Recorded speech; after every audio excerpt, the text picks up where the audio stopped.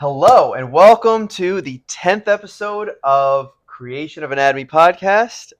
I'm your co-host Eric Valero, And I'm your co-host, Sarah Holcraft. and we are here with our special guest, Cecilia, Sarah's sister. But Cecilia McGuire, Yes. not a Holcraft anymore. We disowned her. Yep. We're in town in California visiting for the week. So we thought it would be fun to have Cecilia on for the pages that we're reading. They're kind of on topic for you who is married and with children. Mm-hmm. Yeah. True. Yes. She also just turned 29, which is exciting. Are you excited? I'm excited. It's an interesting age to be at because it feels monumental, but it's also like 30 is the more monumental one. So I'm Yeah. like, should I feel like it's monumental, or is it only monumental because 30 is around the corner? you know? Yeah. Well, it's a prime number. So, That's true. That's always good. You only hit those. I don't know if I'm gonna hit one again, to be honest. What? 2 more years, 31, another Oh. prime. I'm making another 2 years. They only come every once in 100 years. That's kind of what I was thinking. I'm not a math or numbers person. What's funny is I was like pretty sure there was at least one in the 30 range. There's 37. There's Yeah. Okay. Oh, I think that's actually a good point. I think most numbers that end in 7, you probably have a good chance of it being prime. Of it being prime. Yeah. Because the only other number that not only other number, but like basically like if it's 5 can't be prime, pretty much. 5 right? can't be prime. 2 can't be prime. None of the even numbers can be prime. None of the even numbers. None of the even numbers. 2 by itself is prime. Right. 5 by itself is prime, but any numbers that ends in those, yeah. Right. But 9s and 7s have more of a chance because, but they still sometimes are divisible by 3, and number 3 is counterparts. Yeah. So then you just kind of like, and then like also as numbers get bigger and bigger and bigger, I mean it's just they get like really after.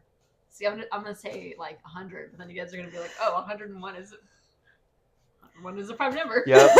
Well, 29 and 31 are called twin primes when they're right next to each other with only an even number between them.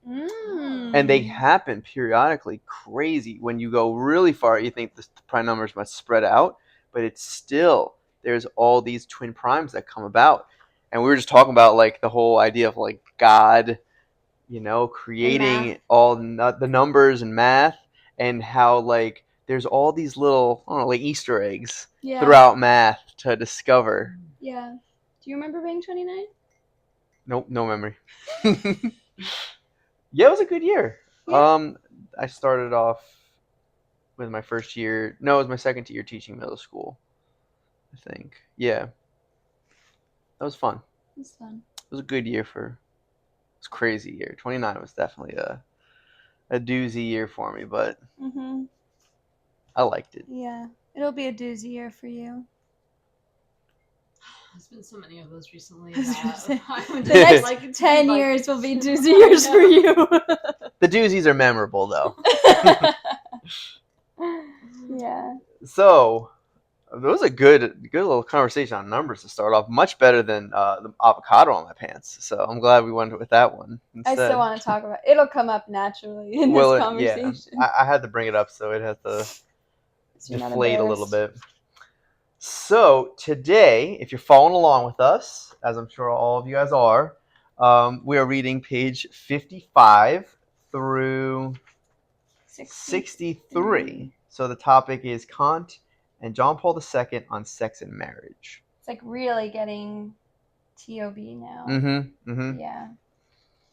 And it's still, Kant is still as confusing of a character as he's always been. A little less. A little less? I felt like what he they said distinguish this time better.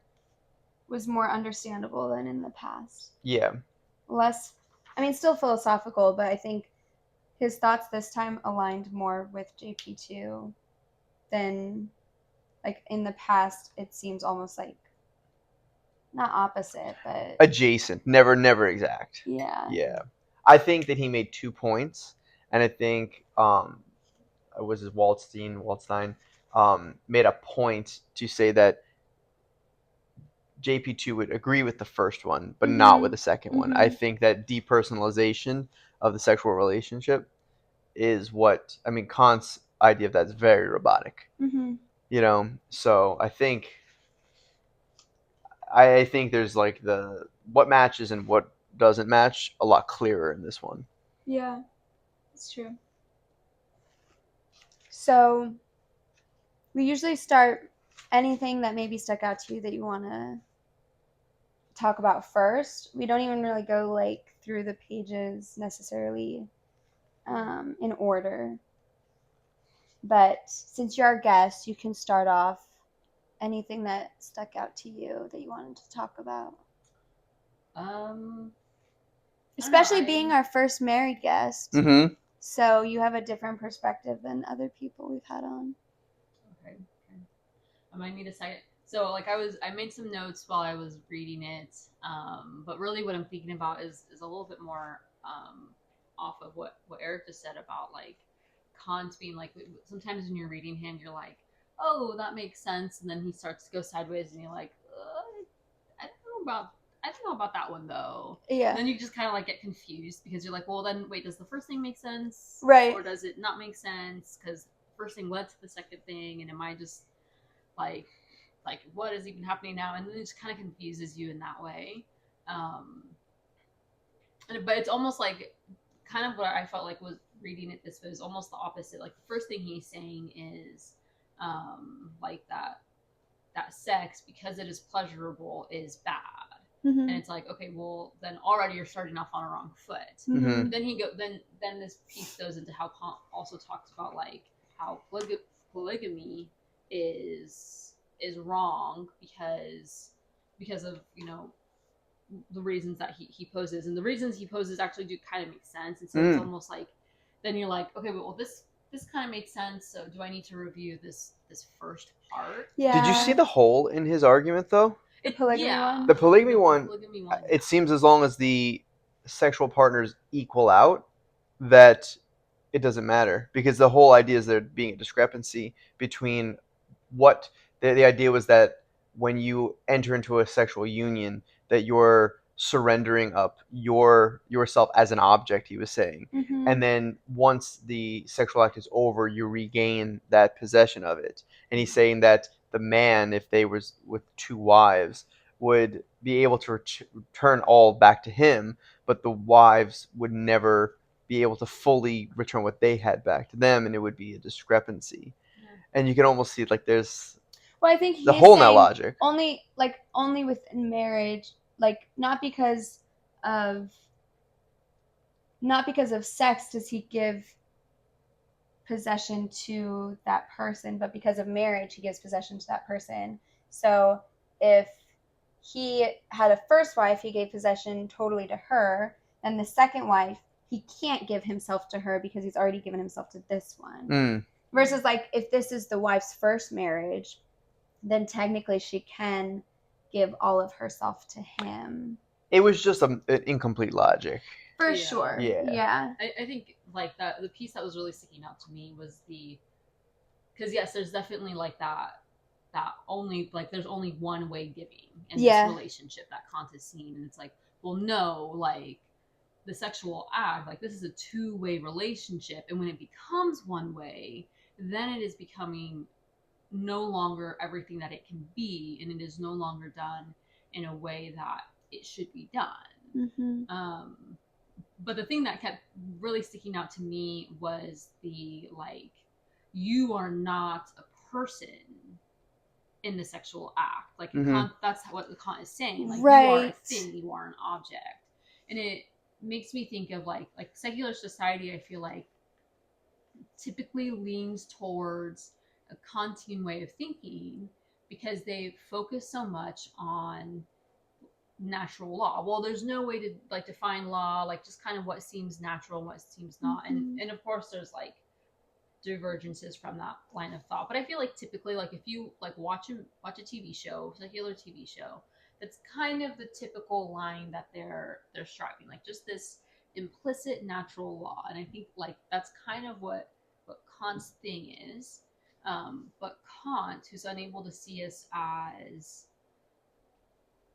beings who have greater purpose, it's almost like he's like equaling us with animals. And so he's like, in the sexual act, you're just an animal, you're just a thing, a creature like that. You don't have a greater purpose to this act. Yeah. And this act is wrong. Which is weird because he does, on the last reading, he's talking a lot about the dignity of human and how we are more than animals and like all of that. So it's, but he also recognizes like obviously we need to like reproduce. So like obviously we have to do it. Mm-hmm. And he said something about like wanting to do all together without sexual passion.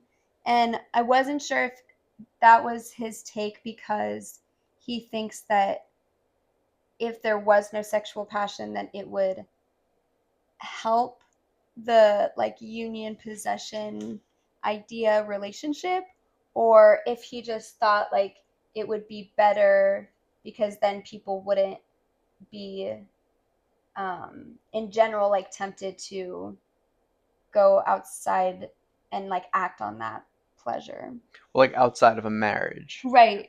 It was very interesting because there's almost this presupposition with Kant, which is a great Christian idea, of there really is no meaning in speaking about any of this outside of a union, Mm-hmm. right? Outside of a marriage, right? Is that like it's almost as if like if you are going to partake in like premarital sex, that the idea is that the entire rules of the game, if you're not trying to figure out like the how to make ends of anything, it doesn't make any sense outside of that context. So it's almost too complicated of a concept to try to manage morality outside of a marriage union. Mm-hmm. Where like it's hard enough to figure out morality within a marriage union, is that like once you're outside of it, like there is absolutely just no making any ends of it. Yeah. It's too complicated. Mm-hmm. Yeah. Which feels so clear to me just like watching and like hearing about people's experiences, like dating Mm-hmm. and just like going out, and especially like people our age who like aren't married, aren't like necessarily wanting to be married yet, or like wanting to settle down, but just like want to go out and date and like have Mm-hmm. company and be a part of the world.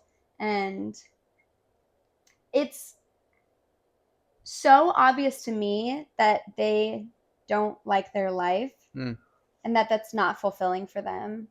And I'm only like recently realizing that I think it's only obvious to me because I like see other relationships that are better than that. I'm in a relationship that's better than that. And other people who are like don't have that experience or haven't been exposed to that, they just don't know that there's better than that. And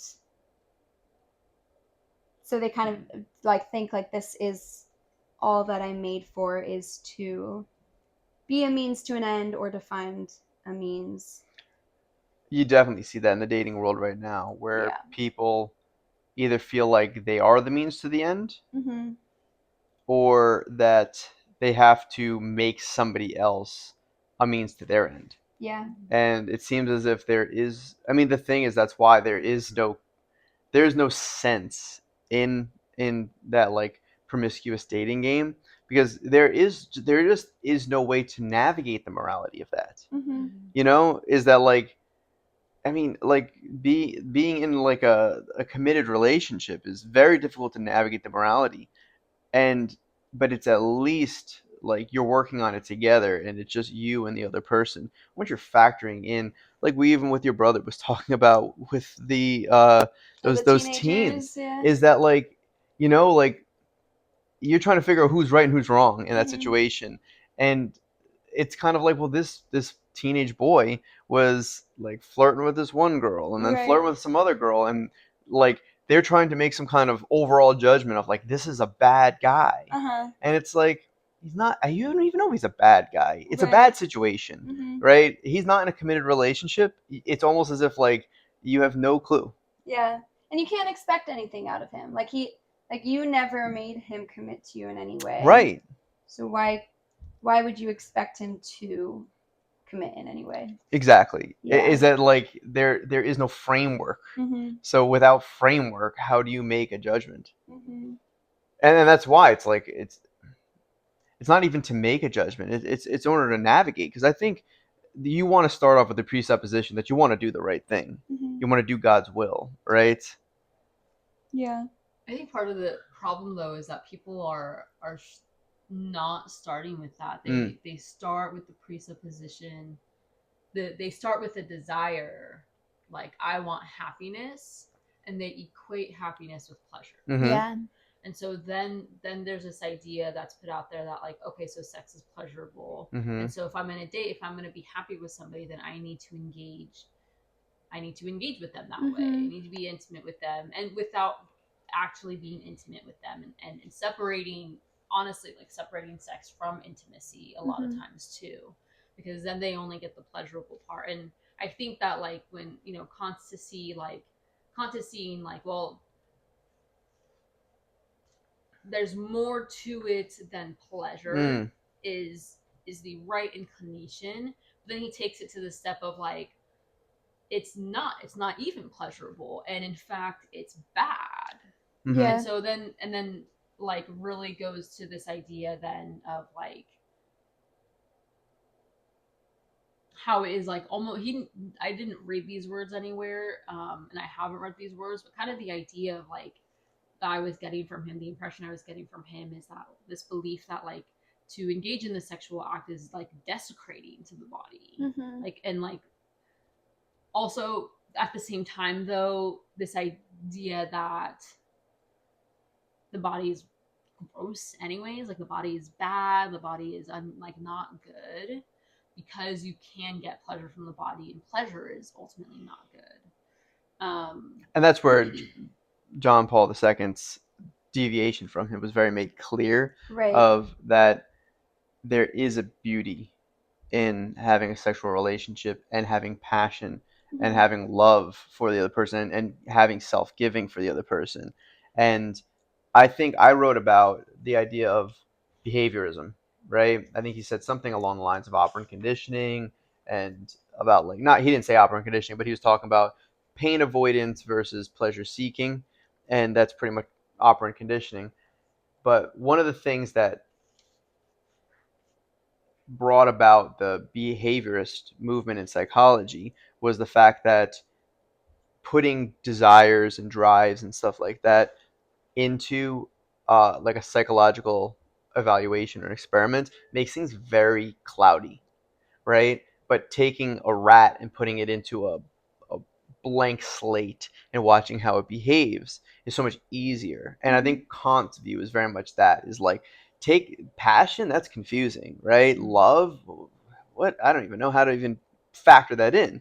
And it's like, yeah, sure, you can take that out and you can make a very clear argument, but that's not reality. Reality is that there's chaos involved in that. There's passion is chaotic. Love is can be something that is not clean cut and obvious. Yeah. And I think that John Paul II's idea of where he deviates from Kant is that is a very difficult task, and kind of why the rest of this book is this fat, right? Right. Is because of the fact that it is you're getting into the weeds of this. Yeah. And I think he makes it so clear, like the difference between like, this is what JP2 is saying versus Kant, because I think a lot of people's experience with more like traditional society and beliefs, and even like Christianity, their experience like with the church, is this idea that sex is bad, and that like, I don't know, the word abstinence is like thrown around too often and not in proper context. And I think like people in the church, there aren't enough people in the church who are willing to like have awkward conversations with teenagers. There aren't enough parents who are willing to have awkward conversations with their middle schoolers. And like, thank God for JP2, who's willing to say all of this stuff and acknowledge like all these things that you're feeling and experiencing is natural, and not just natural, but it's good. And what do you do with all of it? And I even, the other day, I think this was the last weekend, I had a friend from college who's a sister now. She was in town visiting, and she was making a comment about how being in religious life for the past 6 years has really transformed her understanding of her sexual desire, because obviously like being in religious life doesn't just like make it go away, because that's not what God wants. Like, he gave her a desire for a reason. But like, what does she do with that when she is consecrated to God, and when she is living out chastity? And to be honest, I'm sure that she could go on for a long time like talking about that. But it's redirected, right? It is. And it's like, how, what does that even mean? It's hard to put that in context. Like, how do I put this physical desire into a way to glorify God? Yeah. Well, I was gonna say I could be wrong, but I'm pretty sure that, like, thinking back as far as like biblical law and stuff like that, like early on, I'm pretty sure that like the idea of a eunuch, right? That was the idea of like taking somebody's sexual desire away, because they are going to be like used for something that, you know. But I remember, I could be wrong. I'd have to check myself on this, but pretty sure that a priest is not allowed to be a eunuch. That was like early on in the church, right? And you might go, why? Like, isn't that easier? Like, can you just take his desire away, right? Like, or at least like a lot of the drive go away with that, right? And it's almost like, no, that has to be there, right? There's a reason why that needs to remain, is because there is a redirecting of that that desire towards something. Like, you need to have passion, right? But that passion has to be redirected back towards the church, and if you're a priest, or it has to be directed solely on another person if you're in a married if within a married couple. Right. So, because I mean, the thing is that you still are a married person as a religious person, right? But you're redirecting that desire, yeah, towards the church. But there is something about that passion and desire that has to be explored, and it seems like your friend was able to explore that. Yeah. And I think because you reminded me of something that I wrote down. I think it was on page 57. There were a couple things that I was thinking about. It was talking a lot about like the begetting of children, and like how if sex is just about children, then when you stop having children or can't have children, or even what I've noticed, like when children leave and like move out and you're an empty nester, then like the passion is gone, or the love is gone, or the marriage is over, and like people are getting divorced. And I'm realizing now that people clearly haven't like discovered the depths of their sexual desire and passion if they get bored of their significant other after like 5, 10, like 20, whatever, however long years, that they're like, I'm not really happy anymore, I'm not really in love with you, I'm not really attracted to you, so I'm gonna move on. Yeah, they're not looking for a relationship, they're looking for novelty. Yeah. And that's a marriage is the worst place to have that kind of drive, because the person is what stays the same, but the discovery is the novelty of that person, and you have to reinvest into discovering that person, right? So that's not low-hanging fruit, right? Like, novelty is very low-hanging fruit. If you want to go and be promiscuous, novelty is all over the place, right? But rediscovering who your spouse is, like 5, 10, 20, 50 years into the future is something that I think people lose faith that is still possible, Right. right? I think a person, no matter who they are, is infinitely interesting, Mm-hmm. but their ways that you're still discovering that person is harder to find, and you have to put more investment into finding how that person is something that unexpected and interesting that you never knew about. Like even someone that's been in a relationship for 50, 60 years, Right. they're still going to find something that they're like, wow, I didn't know this about you. Mm-hmm. But it's harder.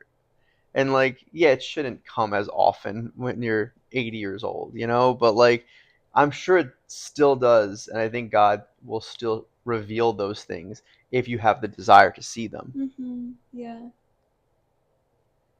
Do you find that, like, having been married 3 years now? 3.5 years now. Yeah. Were there like any big things looking back 3 years when you got married? Big things about marriage that you were kind of surprised about? Just like committing yourself to Colin and vice versa. Like whether some of it was easier or harder than others.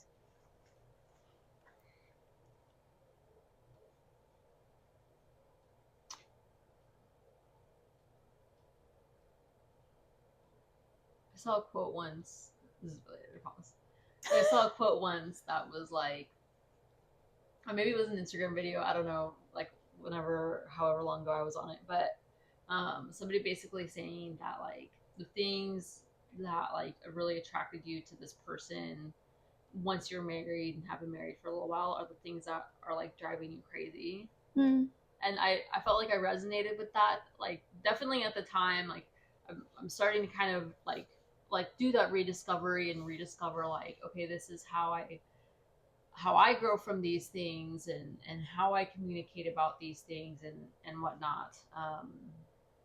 But I really do think that like when I had heard that, I was like kind of surprised about how like, oh yeah, some of those things really really drive me crazy. Whether it's like a little thing and just like a quirk, or like a not a big thing, but like something that is maybe more like personality type and being like whoa, like that is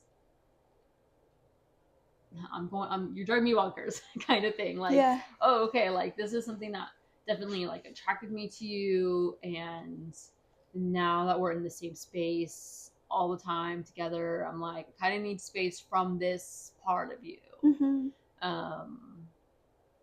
And on the other hand, like really discovering who someone is and like really learning like learning to peel back those layers and like I think that you can get a good idea of who a person is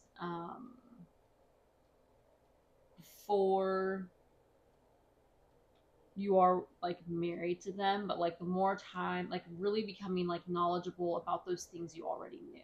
Right. And so it's not just like, oh, I know something that he likes to have for lunch, but also like I know when to start to make lunch so that it's ready at this time, because I know that in 20 minutes he's going to come out of his office and like because he works from home, so like he's going to come out of his office and he's going to be hungry, and like if I don't have something for him, he's going to probably just drink another cup of coffee and go back to his office, right? Because like he just needs something to keep him going. Mm-hmm. But now and not only do I like know that like about like his schedule, but I know like, okay, this is a good lunch to give him. Because but right now he's in the middle of his work day, so what he needs is something quick. He doesn't need this big large meal like he can take 45 minutes to eat. Like he needs just something quick. So I think like things like that level of familiarity that comes with like living with someone, and it is kind of like there is definitely a sense of novelty wearing off in that intimate knowledge of like I know what you're gonna say, like you know when you like ask somebody a question, you're like I'm just asking for like looks basically, like I'm just asking to say that I asked, but I know what you're gonna say, and then like you almost want to dare them to surprise you and they don't, and you're like, yeah, okay, well I knew you were gonna say that. Yeah. And like I think we do that in a lot of relationships, right? Like when you know somebody well enough, like you know what they're gonna say, and you kind of ask for the sake of saying you ask or showing that you're willing to ask. But there's also like a lot of comfort, and at least for me, especially in this, and hopefully always, but like there's also consolation in that of like, um, like the secular world really wants to say like you don't want to become predictable, you don't want to be comfortable, like we want to spend our lives um, discovering things outside of our homes and away from the people we know, and discovering people and doing this and just like all this kinds of like you always need to be in a new place or with new people, and if your life becomes monotonous, it means it's unfulfilled. And I think there's a truth in that, in the sense of like if like our lives are unfulfilled without the Lord, right? But it doesn't. You can do the same thing and it not be monotonous and not feel this is boring. Yeah. I mean, I feel like we were like someone recently shared like that Chesterton quote around like basically a child will say again and again and again because the thing isn't novel to them after the first time, but what they ache for is discovery and ache for like knowing exactly what's going to happen and that predictability and like the safety in that. Yeah. And especially like having like a toddler now, and like the amount of times I have to repeat something or play a song again or read a book again and be like, I'm done. And for my sake, maybe I'm going to do it different the 5th, the 10th, the 15th time because I'm like, I need this variety. Yeah. But 90% of the time, what she wants is the exact same thing, just again, because she knows that and she's familiar with that, and she wants to continue discovering what's in that same thing. Yes. Yeah, and I think that the world really doesn't appreciate that, and especially doesn't appreciate that in relationships. Like this idea, like I know somebody who once came to me and they were like, I'm comfortable in my relationship right now, and it makes me feel like I'm settling. And I'm like, oh, well, what's making you feel comfortable? Because, I mean, the idea of settling because you're comfortable is possible, right? And she was just naming all these things that had to do around like safety, and like it's different from past relationships, and there's less fighting, there's less like toxicity, and just like there was like a discomfort in that because that meant that her relationship was predictable. And again, like just because something is predictable doesn't mean that it's what we need. But in this moment, I was thinking, I just really feel like that predictability is so important. Yeah. Like it's important for me, like to be, even just for like safety's sake, like it's important for me to know what is going to happen when I go to the back of my house. And when I'm right, hopefully 100% of the time, that is good. And it means that like I don't have to be stressed out every single time I go to the back of my house. Like I know what that's going to look like, type of thing. But like, yeah, people in relationships, they feel like I always have to be like discovering in their minds, because like really the secular world is like, well, to really discover people, you have to go out and you have to sleep around, and it has to be brand new. But I really remember like from the get-go meeting Colin and feeling like everything you're saying to me is new because I don't know who you are. Yeah. But it was so comfortable. Yeah. And then even just, we started dating in December, and then we were married a little under a year and a half later, or less than a year and a half later, in February. And even just within a couple months of being married, like just it's sometimes weird to think, even now, to be like, oh, I've only actually known you for like 5-6 years. But my comfort level with you is greater than like really with anyone else in my life. Yeah. But I think what ends up happening is that the stuff that stands out is the stuff you want to stand out once you have that comfort level, right? I think that's the same Mhm. phenomena you get with uniforms, right? Is that, you know what happens? You got uniforms and the kids don't like them, but at first, and then I find that kids end up liking the They uniforms prefer it, because what stands out is something more important, yeah. and then we go to public school and everyone's wearing the same thing, and it's kind of almost like they develop a uniform because they crave that uniformity because they want other things to stand out. It's kind of like if you had to, I don't know, go to a museum and you were so overstimulated by the construction and people were fixing stuff up the whole time. It's like, yeah, is there a lot of novelty? But like you're not appreciating the museum, right? So in a relationship, when you're saying when you go out the back door of your house, like you want to make sure it's expected what you're,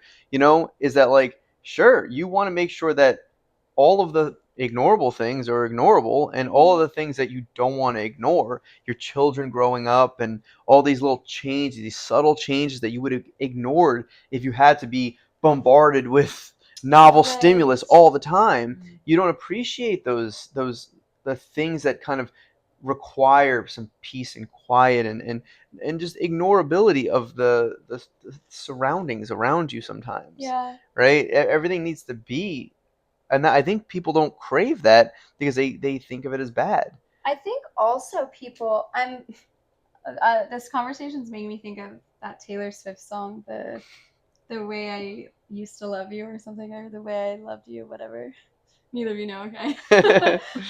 But basically, she's singing about like this great guy who's like can talk to her dad and is polite and blah blah blah. But then her chorus is like really intense, like, but I used to have this guy who like we would fight and we would scream at each other and he was crazy and I was crazy, but it was passionate and it was love and blah blah blah. And it's sad because like really do you want you prefer that because it's more exciting and because maybe it distracts you from the other stuff going on in your life. Because I actually find that maybe like a year ago I was like really really busy with work, and when work started slowing down, it was really easy because I was busy with work. Anything that went wrong with my life, I just kind of was like, oh, it's because of work. It's because this person did this at work. It's because I'm really busy here doing this. And then when work started slowing down, and I actually like thought about like my job's really good, and the people I work with are really good, it made me come to terms with the fact that there were other things wrong with my life, and that there were other things that I needed to address. And I think that people can do that with relationships, is they put themselves in a bad relationship to distract them from the other things in their life, and to put the blame on not necessarily someone sometimes, but I think just something like my relationship is really hard. Yeah.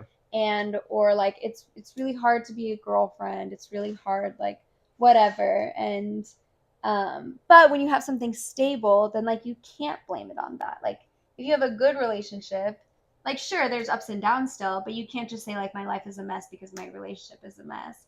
You kind of have to acknowledge like, oh, maybe my life is a mess because there's something in me that is messy, and people don't want to deal with that. Yeah, especially not high school, middle school students. They don't really know how to deal with that. Well, look at your job right there. Is that the first few years of your job, the first year, maybe year and 2 years that you were saying, like there was probably a lot of stimulus, a lot of novelty, but like it's not the kind of novelty you want. It's probably a bunch of like kind of just stuff that you wish you could have on autopilot. Right. And now most of that stuff is probably still there. It didn't go away. It's just on autopilot now. Yeah. And now you can appreciate the teens. You can appreciate your Bible study and all these things that are fruitful, and you don't have to worry about like figuring out like the formalities of different protocols at the school that are probably overloading you in the beginning. Yeah. Yeah. No, it's definitely better. Yeah. Yeah. Oh, you love that job there. I can tell. Like they love you there. It's fun. So I have one totally off topic thing. Not that it goes Is it along off there. topic or is it? No, it's on this. Oh, that's on topic. Not what we were just talking about. I wanted to bring it up, but I just thought of this thought that came to my head like a couple months, maybe longer, maybe a couple years ago even, but how all animals, like you almost think of like an animal as having like a set of behaviors, but if one of those behaviors is not reproduction, right, the whole species dies out, right? Right. So I mean, you see some examples, like look at like an orangutan, right? A male orangutan spends almost all of his life completely alone and isolated. But like, right, Why? it's sad, but that's true. Is that like once they hit sexual maturity, they leave and they live a completely isolated life. Gorillas So too? in movies, No. when we see Oh. the orangutans like all hanging out, those are all girl orangutans with the babies. Oh, With the girls. babies, yep, Oh. exactly, yeah. And if you think about it, is that male orangutan has to have the desire to reproduce, to create life. And it's so interesting that like that desire is fundamental in life, right? That desire to reproduce has to be fundamental in life, or else life wouldn't exist. And it's Mhm. crazy to think that an orangutan might travel like miles and miles to find a female in heat when the time comes. Is that like that desire is there, and it's, you might say that there is no explanation other than the fact that that desire is innate in all beings. Mhm. That's so interesting. That is really interesting too, especially thinking about the reading and Kant is like, well, sex can't really be just about, or like there can't, the reason for sex can't be about reproduction, Mhm. because it's like, it's almost like how can't like, it's almost like you're sitting there trying to think of reasons or trying to tear down something that is ultimately good because you don't think it is like it's almost like he's coming from a point where it's like, well, the body is bad, and like, well, I think the body is bad, I think that sex is about the body, therefore sex is bad. Mhm. And then here are all the reasons I'm going to fit into this box that I think that prove me right, kind of thing. And the only reason that we would ever have it is for the sake of married couples to have a moment to be selfish and like not be human for a minute. Mhm. And it's I don't know, it's just so reductive. Like that's really all I can think to say about that is it's just so reductive, and it just comes from a place of, I don't know, hurt maybe. Because it's not that simple, and it's not like, he keeps using this phrase like a priori, like, oh well, we know a priori, which is to say like we know from the get-go, Mm-hmm. that inductively, yeah, naturally, like we know that this is true. But I'm like, I feel like you can only make that argument because you are starting from a position of sex is bad, and there's no real reason to it, not even having children, because if that were the case, then we wouldn't stay together when the children are gone. Right. There's I was gonna say there's behaviors that aren't accounted for. Yeah. Mhm. You know, is that like if that was simply the case of just reproduction, like why do you see people celebrating their 50th anniversary? Right. You know, like why do you see people that are still happy and hopefully still have a sexual relationship like into their old age? And like why do they continue to do that? Because the point was not solely reproduction. Mhm. You know, I mean, it definitely was maybe you might say that the desire is found innately in that, but it's not in and of itself the reason, Yeah. right? Because if it was, you wouldn't account for these things, you know? I mean, you also see this in like bonobos and whales, is that I'm not sure exactly which whale, but like bonobos, is that you get like a The sperm whale is it the sperm whale? that goes down. Well, I Same was with gonna say is that they're led by like a female leader Mhm. that is like menopausal for all intents and purposes. Is that like, I mean, if you really boil it down to it, is like if you're gonna get that to a reductionist point, like what's the point of women after they've been at reproductive ages, right? Is that like that's really what that boils down to. And even on an animal level, you get these animals that respect the female elder, and it's like, how do you account for that now? Yeah. Because it's clearly not the case that like that is that there's a utilitarian like purpose for a person that means to just make another person. How do you account for those phenomena that occur like that? And there was something he said in there that kind of confused me about how, because of, like, if we're going to put our uses, I guess, like in a box, then we're basically putting a value on ourselves in the same way that we put value on animals and other things. And like I think I get it, but also I'm not sure like how. I feel like he's talking about reproduction, like if um, like if you can produce children, then that is a value that you, not like value that you bring to the world, but that is a value that is on your relationship and on you yourself. Right. And if you can outsource, why not? Right. That's the Yeah. giver. That's Brave New World. Oh yeah. Right. Yeah. Is that like if that's all its reason is, and if that's some kind of burden on society to keep more of us being created, you Mhm. know, like if you can outsource that, I mean, then what stops you? Mhm. You know, what's the moral imperative to redirect resources towards the family, towards like idealizing the idea of the family unit, Mhm. you know, of like that's being an ideal again, right? Like, and you're seeing the loss of that ideal today, Yeah. is because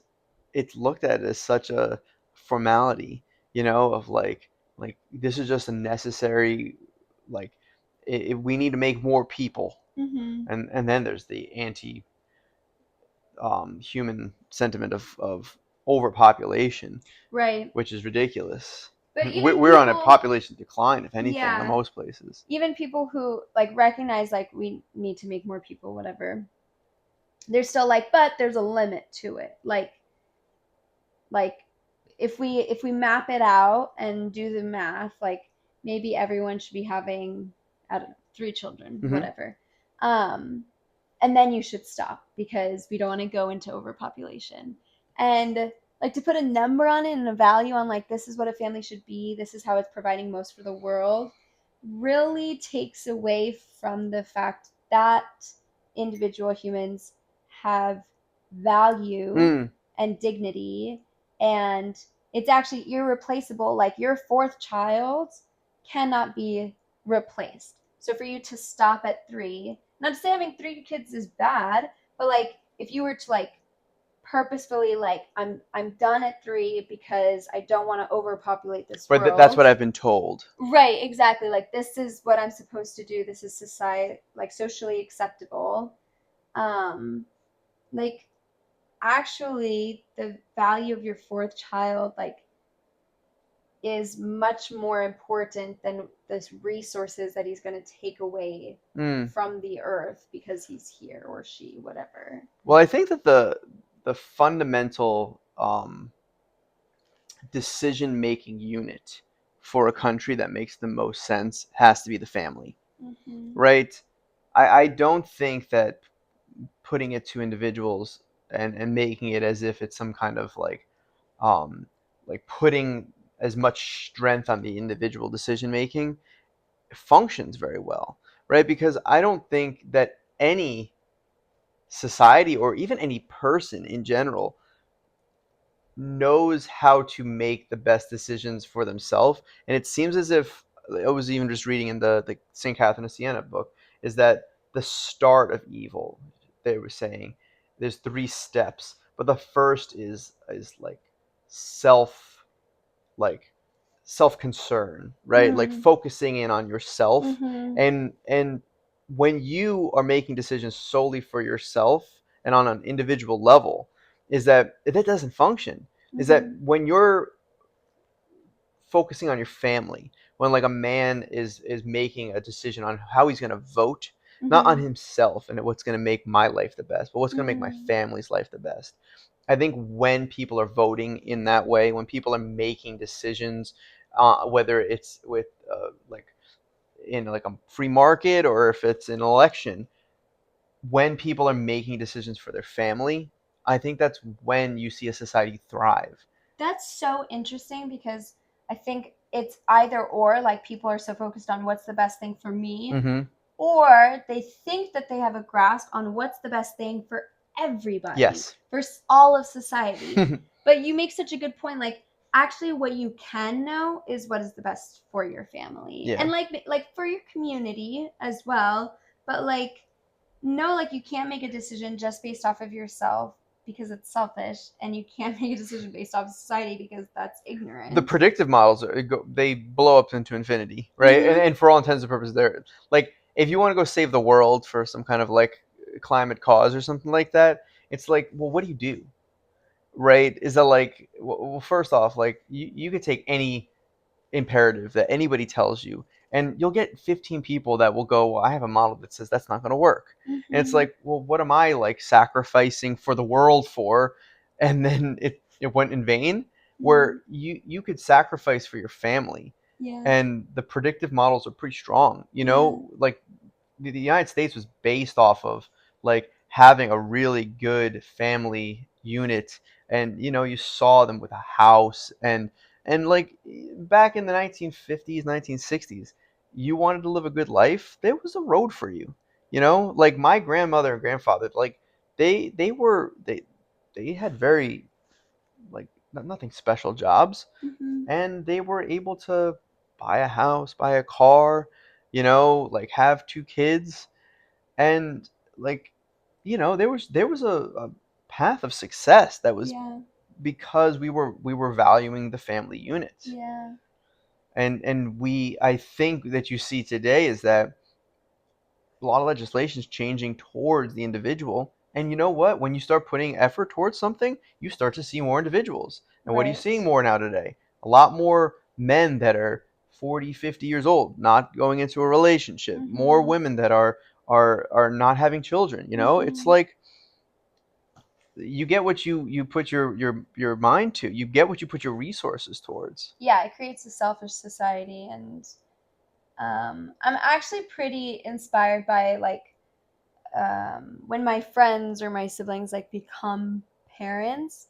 It's so tangible, the change. Like, not to say like none of my friends or siblings were like selfish people beforehand, but there's such a change when they have kids, and all of a sudden like you can see that they don't just make decisions based off of, which we all do, like when we're living for like it's really hard, like as a single person, when you're living for yourself and working for yourself, like then you're thinking about yourself all the time. And you have to make such an effort to recognize like the other people around you, to think about the other people in your life. And versus I feel like parenthood seems to really just force people outside of themselves, and like actually like there's no option, I have to think about the people around me.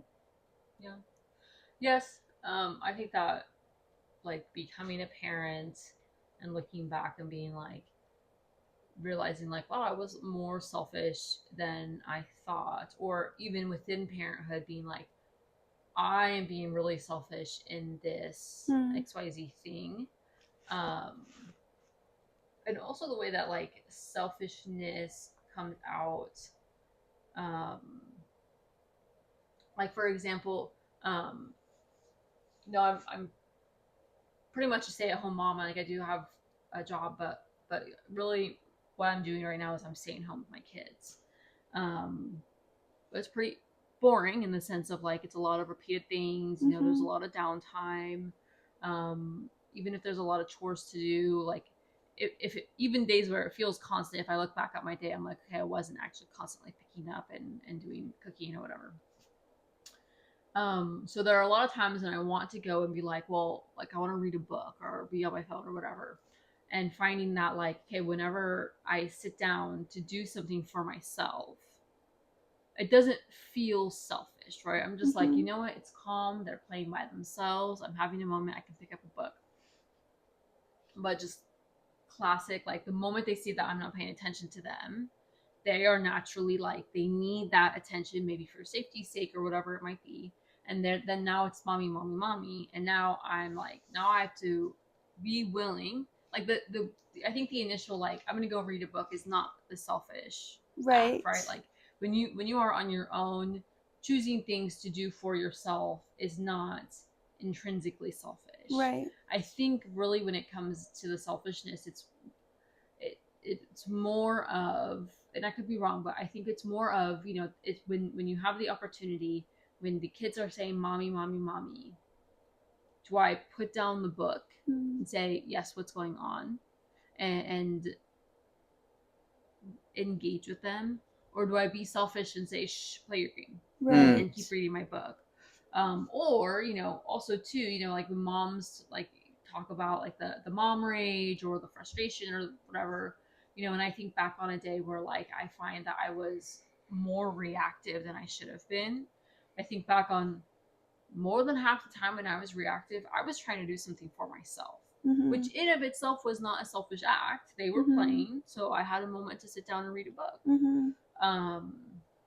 But then they wanted my attention, and I was not willing to give it to them. I was not willing to sacrifice my time with my book on my terms. Yeah.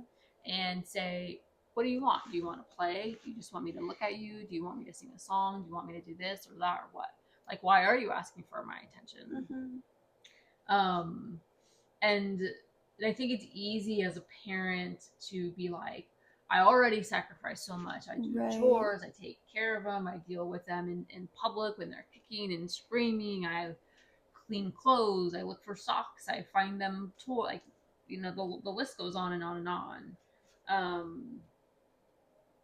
And so I think like we have a hard time often as parents to understand the sacrifice that is in that and understand how good it is and how important it is. It's because then what often happens, I think, with this rage is that it bubbles over this potential like resentment. And the world wants to tell us that like you're entitled to that because you are your own person, and you shouldn't have to do this. If you're a woman, you shouldn't have to stay home and cook for your husband and clean the house. You know, like, who is he to tell you what to do? Who is he to make requests of you or whatever it might be? And you know, the world wants to say like you should be selfish, right? And you should be able to choose when you are selfish. And it's so wrong, but that is so, I think it's like embedded in us so much deeper than we think or would like to think. So then, you know, they're asking for attention. They're saying mommy, mommy, mommy, and it boils over in this resentment of like what do you want from me? Right. Like why do you want this again? Like, I've given you so much of myself already. And I think that oftentimes can like bubble over in marriages too, of like, what do you want from me? I've given you so, I've literally given you myself. And the world wants to say like, you can be that. You can be what you want to be. You can be selfish. You can say no whenever you want. You can say yes, but here are my conditions or whatever it might be. And that's not true. That is not the sacrifice that we are called to for our children or to each other. Or the sacrifice that you're capable of either. Like, Yeah. I'm thinking of that scene, The Devil Wears Prada, which I know you guys know. You guys have both seen it. But the scene where Anne Hathaway, after like the first few days or whatever, she's like upset because she's not being appreciated. She's doing all this work, and she walks into Stanley Tucci's character, his office, and she's saying all this to him, and he tells her like, actually, you're not trying, you're complaining. And it's like Tough so love. harsh. It's Yeah. so harsh because even as a viewer, like, you are watching, like, her boss is terrible and she is doing a lot, but he makes such a great point, like she's not giving it everything she's got, which means, like, is she trying? Maybe, but is she's she really? she's redirecting some effort that she could be using toward complaining. Yeah, exactly. And I think that if she was really trying, then she would know that she is capable of doing so much more. And then so after that, she does end up trying, and she does realize how capable she is. And obviously, it's her job, so she doesn't prioritize her life well. But when it comes to family, when it comes to your marriage and your relationship with God and all these things that we should prioritize, we should be giving it our all. And I think we really don't realize what we're capable of because we don't want to. Because when we do realize, then we do have to give all of that. And it is harder than just giving the minimal what people expect from me. Do you remember what you were telling me on maybe it was about a month ago, maybe a couple weeks ago, but that you read in that book about, and then I told you the story about the Mount Everest trip, about like when God, like, I think it was when Peter was called out onto the boat, right? Oh, yeah. It was yeah.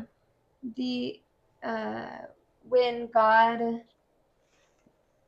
gives you an opportunity to be courageous, to practice faith, he'll follow it up with another opportunity. Yeah. And which I read this in, I think, the Magnificat a couple weeks ago. It was like one of the reflections, and it was like kind of hard to hear because, like, I want to hear that when God gives you, like, when he gives you a challenge to be faithful, then he's going to reward you after it. But instead it's like, no, actually he's going to challenge you again, and this is a good thing. Like, this is a gift. And the example that they used was Peter, like, Peter having an act of faith that it was God, Peter having an act of, and then it being asked to walk out to step off the boat, and then being asked to walk toward Jesus.